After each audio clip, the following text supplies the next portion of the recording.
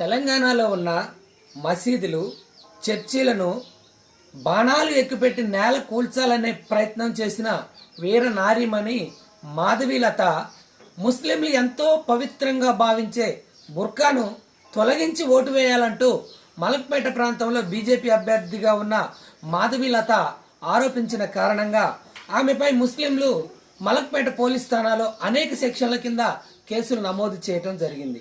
ఈ విధంగా చర్చీలపై, ముస్లింలపై, అదేవిధంగా క్రిస్టియన్లపై బాణాలు ఎక్కుపెడుతున్న ఇటువంటి బీజేపీ అభ్యర్థి నిరంకుశ విధానాలను తెలంగాణ ప్రజలు ఏ విధంగా చూస్తున్నారు? ఇటువంటి వీరనారీ మనులు బాణాలతోటే చర్చిలను, మసీదులను కూల్చేయటంలో గల ఆంతర్యం ఏమిటి? ఇటువంటి విధానాలు ఉన్న వాళ్ళని మళ్ళీ మనం నెత్తినెక్కించుకుంటే తెలంగాణలో ఉన్న క్రిస్టియన్, ముస్లిం మైనార్టీల పరిస్థితి ఏమిటి ఆలోచించడంటున్న సామాజిక కార్యకర్త.